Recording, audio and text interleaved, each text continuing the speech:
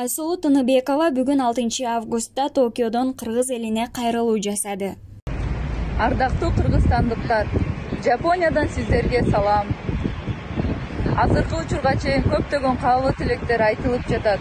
Буга байланыштуу видео кайрылуу жасагым келди. Ар бир айтылган каалоо тилектериңиздер орундалсын. Мен кыргыздын кызы болгонума сыймыктанам.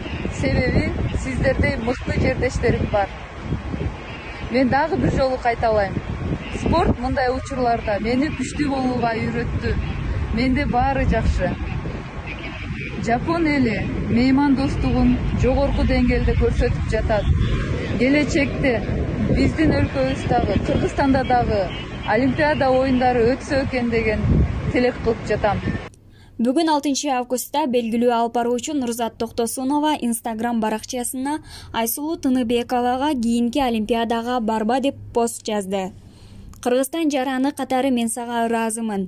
Бул жылдар бою алтын эмес, бриллиант алгандай эле дух берип келдиң. Кийинки Олимпиадага барба, үй бүлө кур, балалуу бол, аялдык бактың болсун деп жазган алып баруучу. Жалал Абад облусунун аскер бөлүгүнүн аскер кызматкерлерин AstraZeneca вакцинасы менен эмдөөдөн кийин ден соолуктары начарлаган. Бул тууралуу Саламаттыкты сактоо жана социалдык өнүктүрүү министрлигинин басма сөз кызматы билдирди. Эмдөөдөн өткөндөрдүн жарымынын башы ооруп, дене табы 39 градуска көтөрүлгөн. Буга байланыштуу Кыргызстан коронавируска каршы AstraZeneca вакцинасын колдонууну убактылуу токтотту. 44 аскер кызматкерлеринин абалы начарлаганы себеп болгону, бул окуя менен вакцинанын байланышы барбы же жокпу аныктоо үчүн республиканын бардык аймактарында аны колдонуу убактылуу токтотулганы маалым болду. Азыр 44 аскер кызматкеринин баарынын абалы туруктуу. Алар дарыгерлердин көзөмөлүндө деп айтылат маалыматта. Жалпысынан Жалал Абад облусуна AstraZeneca вакцинасынан 4000 доза жөнөтүлгөн, анын 211 сайылган.